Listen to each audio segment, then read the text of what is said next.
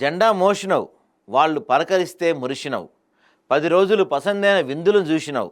వాళ్ళ పదవుల కోసం పల్లెల్లో మంటలు పుట్టించే మాటలు చూసినవు. మీ నాయకుడు గెలవటానికి ఎంత కష్టం చేసినావో. నీ కష్టం విలువ కేవలం కోటర్ సీసా బిర్యానీ ప్యాకెట్తో రుణం తీర్చేశామనుకునే నాయకులు వాళ్ళంతా. నువ్వు ఎవరి కోసం కష్టపడినావో వాళ్ళు బాగానే ఉంటారు. గెలుపు వరకే జనం తోడు, అవసరం ఉన్నంత వరకే ఆప్యాయత చూపిస్తారు. ఓ సామాన్యుడా, జగమెరిగిన పోరులో ఎప్పటికీ ఒంటరివి నువ్వే. జంగ్ సైరన్ ఊదినప్పటి నుండి నీ తాపత్రయం నువ్వెత్తుకున్న జెండా గెలవాలని, కానీ రెక్కాడితే గాని డొక్కాడని బతుకులు మనవి. గుర్తుపెట్టుకో, నీ కష్టం నువ్వే చెయ్యాలి, నీ బ్రతుకు నువ్వే బతకాలి. ఏ నాయకుడు వచ్చి నిన్ను, నీ జీవితాన్ని ఉద్ధరించడు. వాళ్ళ స్వార్థపూరిత రాజకీయ పదవుల కోసం 4 రోజులు నటన చేస్తారు అంతే.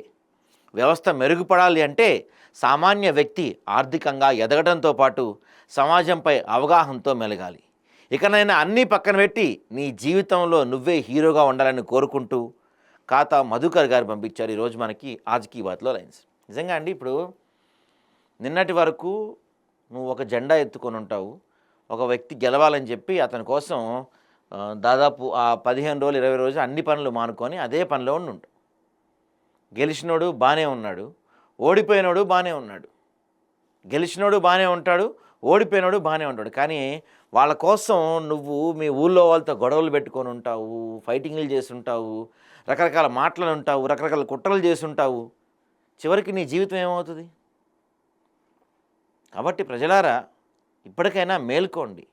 రాజకీయ నాయకుల జెండాలు మోసినంత మాత్రాన, మీ జీవితం మొత్తం వాళ్ళకి త్యాగం చేసినంత మాత్రాన మీరు వాళ్ళకి బానిసలానే కనపడతారు, కానీ మీరు వాళ్ళ కోసం ఏదో నిజంగా చేస్తున్నారు అనుకోరు వాళ్ళు. రాజకీయ నాయకుల కోసం చేసే పని ఏదో మీ సొంత కుటుంబం కోసం, మీకోసం చేసుకుంటే జీవితంలో బాగుపడతారు. మా నాయకుడు ఎట్ట కాదండి, మా నాయకుడు మంచోడండి అంటారేమో మీరు. ప్రతి రాజకీయ నాయకుడు అంతే. ఇప్పుడు ఓ పాజిటివ్ ఓ నెగిటివ్ ఎట్లయితే బ్లడ్ గ్రూప్స్ ఉంటాయో అట్లానే రాజకీయ నాయకుడు అని చెప్పి ఒక బ్లడ్ గ్రూప్ ఉంటుందండి. వీళ్ళందరిది ఒకటే. అందరూ కుట్రలు పన్నేటోళ్ళే, అందరూ దొంగలే. ఎక్కడో కోటిలో ఒక్కడు మంచోడు ఉంటాడు. కోటిలో, నేను 1,00,000 1000 కూడా అంటలేదు, కోటిలో ఒక్కడు మంచోడు ఉంటాడు తప్ప మిగతా అందరూ దొంగలే. రాజకీయ నాయకులు నమ్మి వాళ్ళ జెండాలు మోసి వాళ్ళు ఇచ్చే క్వార్టర్ బాటిల్కో, బిర్యానీ ప్యాకెట్కో, 500 రూపాయలకో నీ ఓటుని, నీ జీవితాన్ని వాళ్ళ దగ్గర తాకట్టు పెట్టుకోకు.